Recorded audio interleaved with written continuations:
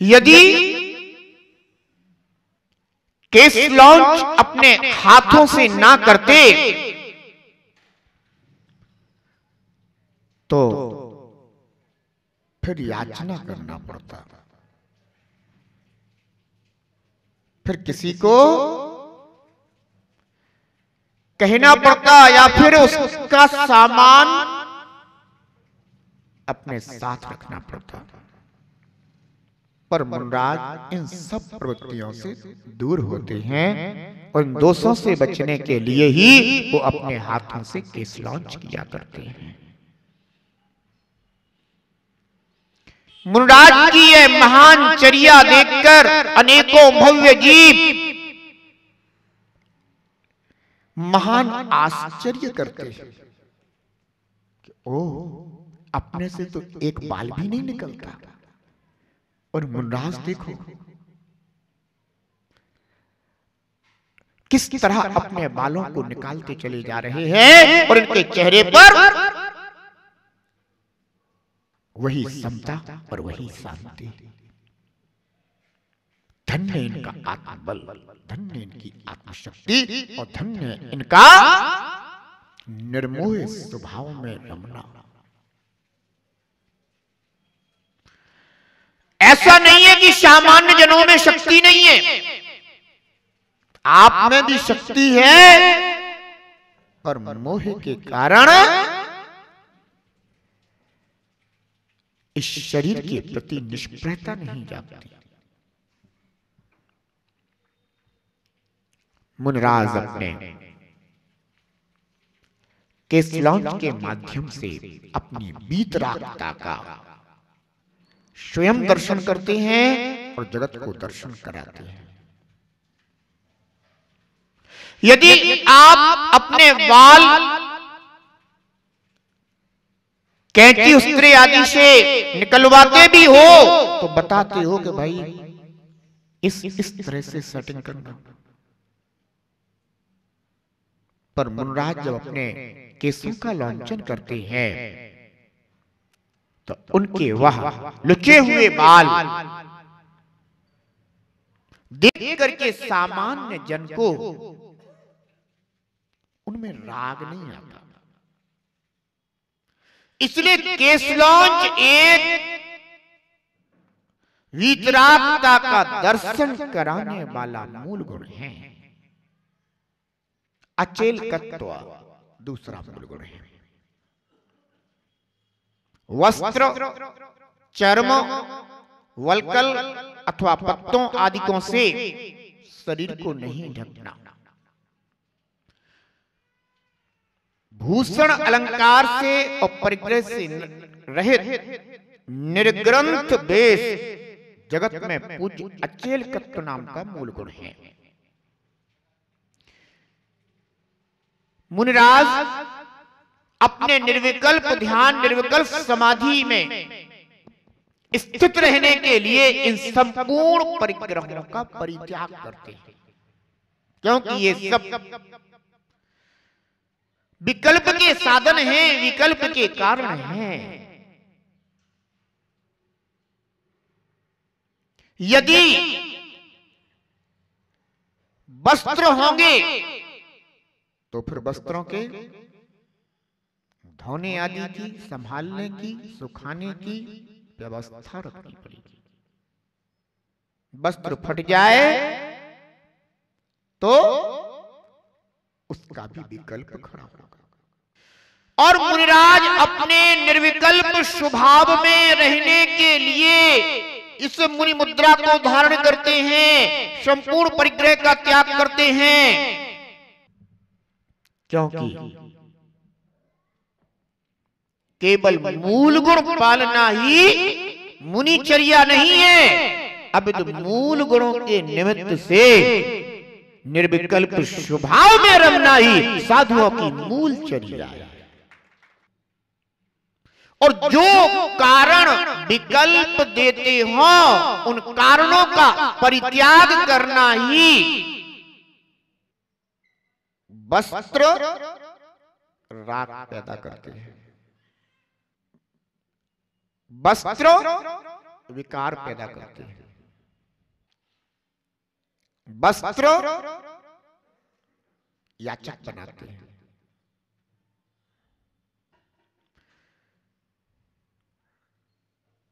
ध्यान रखना,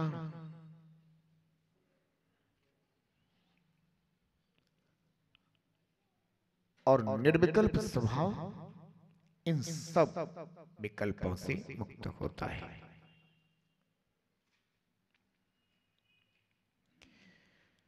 यदि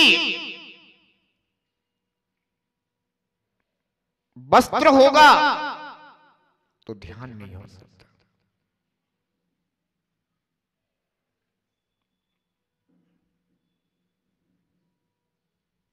क्योंकि ध्यान के लिए सभी प्रकार के विकल्प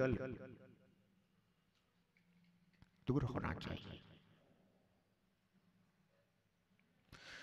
एक वस्त्र के कारण पूरी गृहस्थी सज जाती है, तैयार हो जाती है। जिन मुनराजों ने, जिन साधकों ने अपने शरीर को भी अपना नहीं माना, वे वस्त्रों के राग में कैसे पड़ सकते हैं। जिनका भेद विज्ञान अपने शरीर के साथ तो है सो है, आत्मा में उठने वाले राग आदि विभावों को भी जो अपना नहीं मानते, वे वस्त्रों को अपना कैसे मान सकते हैं।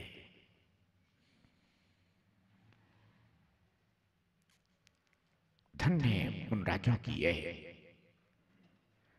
अचेल तत्व मूल गुण की चर्या, जिस अचेल तत्व मूल गुण को धारण करने से मुनिराज निष्प्रग्रही होकर स्वतंत्रता से इस धरा पर विचरण किया करते हैं और अपनी निर्विकल्प साधना को सहजता से साध लेते हैं।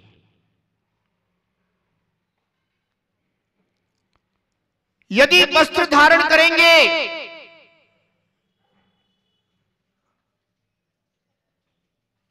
तो वस्त्र की संभाल कौन करेगा?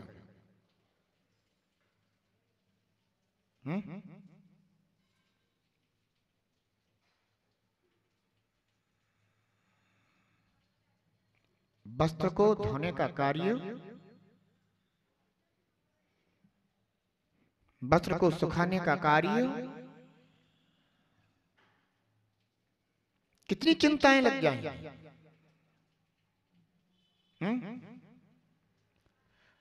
इसीलिए तो कह रहे पंडित जी छुल्लक मत बनना तुम।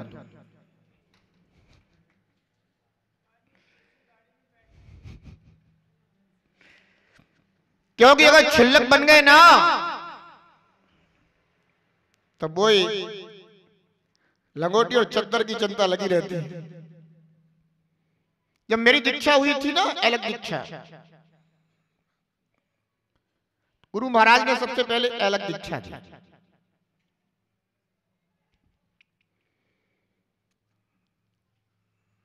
तो वो लंगोटी पहनना पड़ती थी।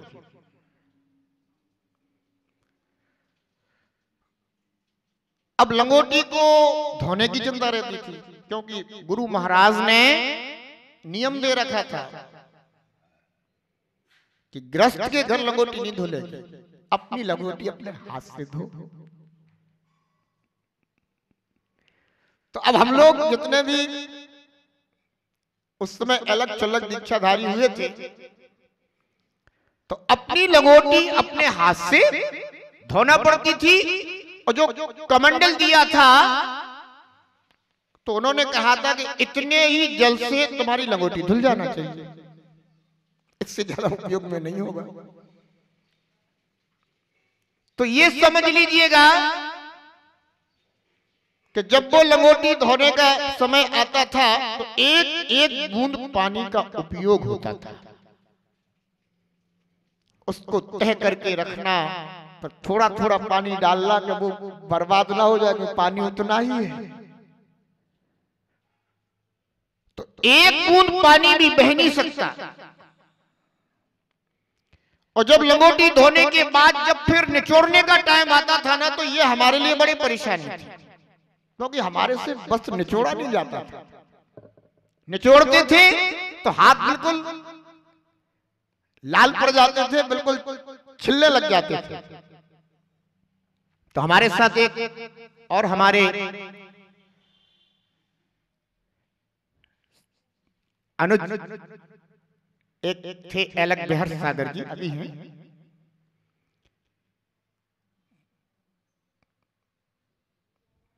तो धोने का काम हमारा रहता था और निचोड़ने का काम उनका रहता था।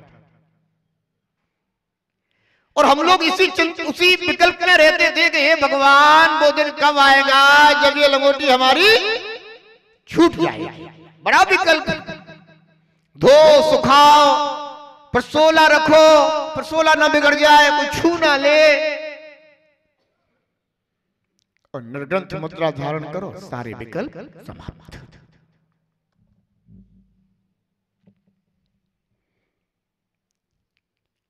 ये तो व्यवहारचर्या हो गई,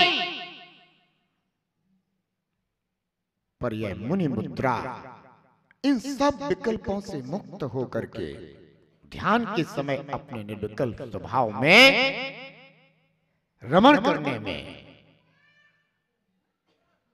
प्रधान कारण है। अगर आप सामायिक करने बैठ जाएं तो पीछे से आपका कोई वस्त्र खींचने लग जाए, तुरंत विकल्प हो जाएगा कि कौन कुर्ता खराब कर रहा है। ध्यान रखना, अपने से ज्यादा चिंता जीव को अपनी चीजों की हुआ करती है।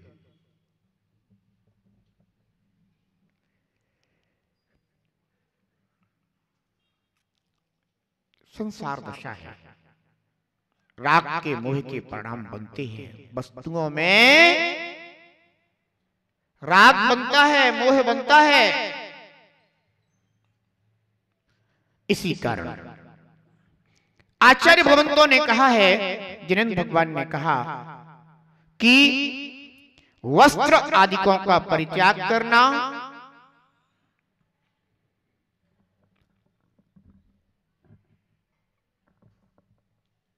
जब यह जीव जन्म लेता है तो वस्त्र पहनकर नहीं आता, और उस बालक को निर्विकार कहा जाता है। जन्म ही इस बात का प्रतीक है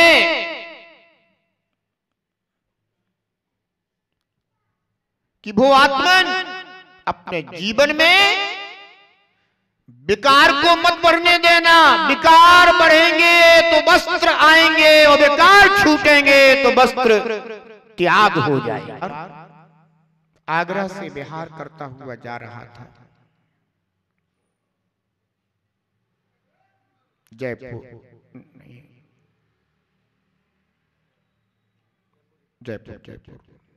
रास्ते में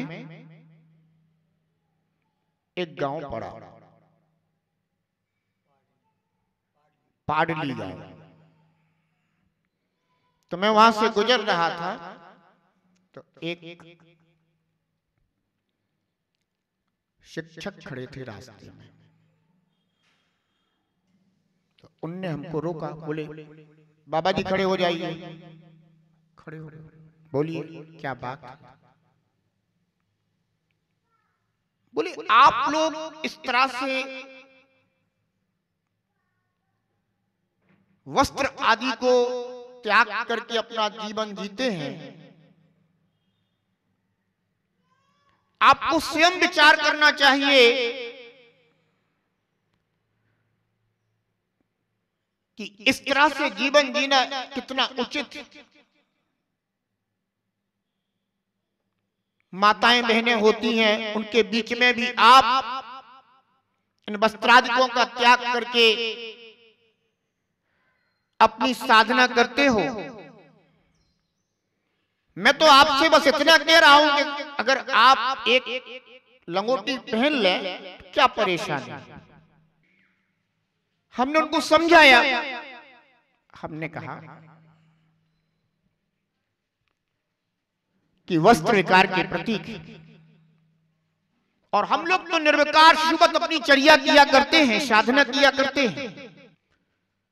हमारी तो दृष्टि ही मां, बहन और पुत्री की रहा करती है। और हमने कहा कि जब शिशु जन्म लेता है और माता की गोद में होता है तो माता को विकार नहीं आता, क्योंकि मां जानती है कि हमारा पुत्र है। मैंने उन्हें बहुत समझाया,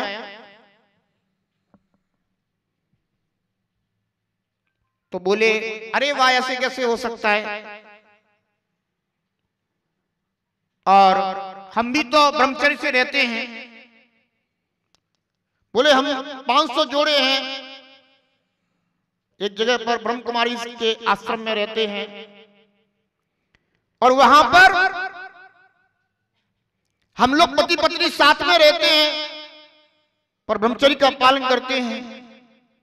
हमने कहा बड़ी उत्तम बात है, अगर आप ब्रह्मचर्य का पालन करते हैं तो हम भी ब्रह्मचर्य का पालन करते हैं। और जब ब्रह्मचर्य का आप पालन करते ही हैं तो इन वस्त्रों की फिर कोई जरूरत नहीं है, क्योंकि अगर ये वस्त्र हैं तो जरूर मैंने कहा आपके अंदर विकार है। और मैंने कहा कि जो आप ये कहते हैं कि आप इतने बड़े होकर के और माताओं बहनों के सामने रहते हैं, तो मैंने कहा कि मैंने कहा आप लोगों ने एक कथानक तो सुना ही होगा कि गांधारी थी, उसने अपने पुत्र दुर्योधन से कहा कि बेटा तुम इस तरह स्नान आदि करके और समस्त वस्त्र आदिकों को परित्याग करके शिशुवत मां के सामने उपस्थित होना। मैंने वर्षों से ये जो पट्टी बांध रखी है, इसकी जो तपस्या की है, मैं उस तपस्या के फल से मैं तुम्हारे लिए जैसे ये पट्टी तुम्हारे सामने खोलूंगी तो तुम्हारा शरीर वज्र का हो जाएगा, पर तुम्हारे लिए कभी कोई मार नहीं सकता।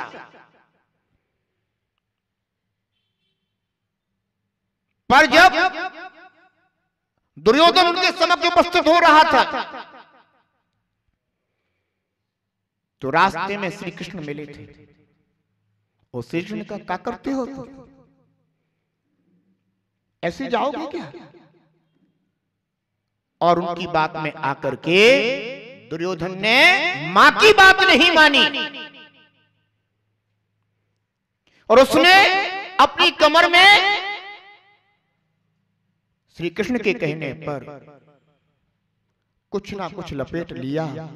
परिणाम क्या हुआ कि जब मां गांधारी ने देखा कि मेरा पुत्र मेरे सामने खड़ा है, मैंने कहा अगर मां सच्ची मां होगी तो वो पुत्र को हमेशा पुत्र ही समझेगी, चाहे पुत्र छोटा हो और चाहे पुत्र कितना भी बड़ा क्यों ना हो जाए।